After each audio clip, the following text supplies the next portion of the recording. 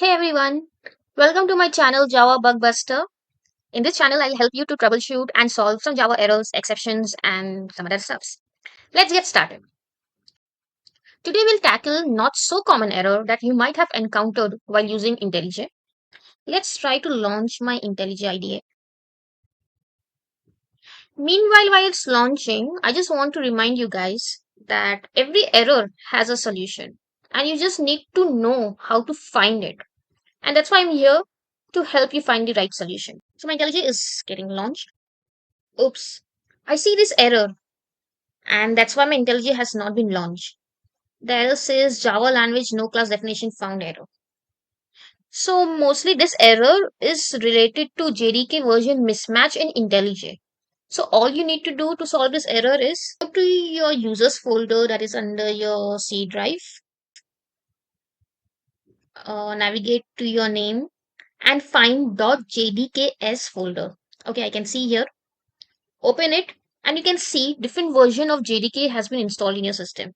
Just select all and delete it. Yes, delete it. Now try to relaunch the IntelliJ again. Let's do it. Boom. Your error has gone and IntelliJ has launched successfully. But I see there is an error related to JDK because you have deleted the old one. So IntelliJ is asking you to configure the JDK. All you need to do is click on File, click on Project Structure, click on Project and select the right JDK which you need. So I will select 1.8. Go to SDK and delete or remove the old JDK from here and click on OK. Now you will see the error will be gone. That's it. The error has gone. Now let me try to run my program. Okay, it's building. Yes. You see, I got the output. Welcome to my channel, JavaBugBuster.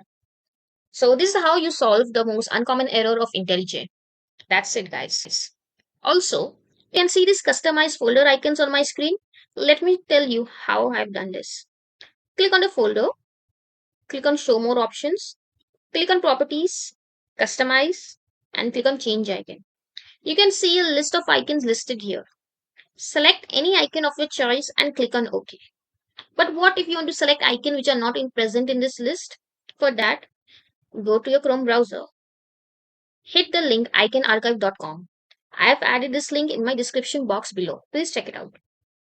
Here you can search for any icon. Let me search icon of type important. You can see a list of icons listed here. Let me select one of the icon. Click on all download formats and click on download ICO if you have a Windows laptop. Cool. The icon have been downloaded.